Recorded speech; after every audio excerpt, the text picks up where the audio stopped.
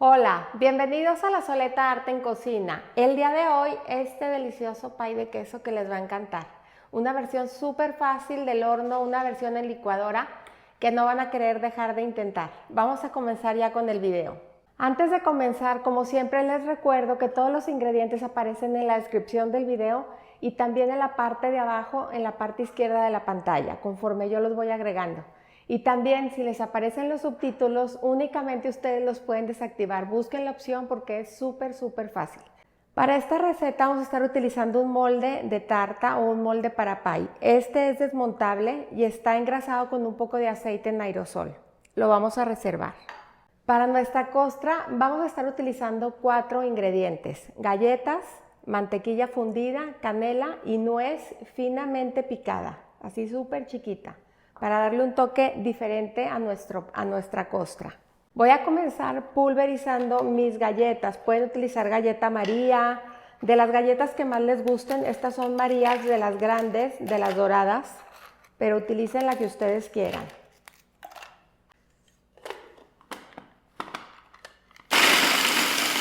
Una vez que ya tenemos la galleta molida, vamos a agregar aquí la canela en polvo. La canela es opcional, la pueden agregar o la pueden quitar, pero a mí me gusta mucho el sabor que le da a la costra. Voy a agregar también aquí la nuez. Voy a mezclar. También pueden poner almendra, así chiquita, cortadita en chiquito. Y voy a agregar ahora sí la mantequilla fundida. Y voy a mezclar muy bien hasta formar una masa húmeda. Una vez que la mantequilla está repartida homogéneamente, ya está lista nuestra base del pie. Ahora sí vamos a ponerla en el pie. Vamos a verter toda nuestra galleta y vamos a extender muy bien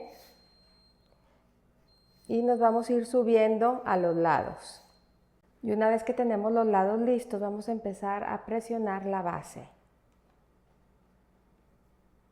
Pueden ayudarse de un vasito tequilero o de un tartramper como este. Una vez que está lista la base, la vamos a llevar al refrigerador en lo que preparamos el relleno.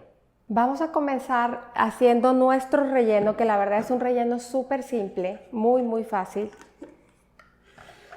Y vamos a comenzar agregando los huevos. Van a ser 2 huevos. Recuerden siempre cascarlos aparte para asegurarse de que vienen bien.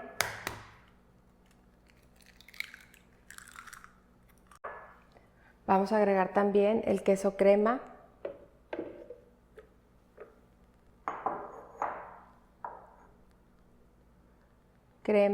Un poco de crema. Una lata de leche condensada. Y por último un poquito de vainilla. Y vamos a licuar toda nuestra mezcla muy bien. Una vez que está lista la mezcla, la vamos a verter con mucho cuidado en nuestra costra.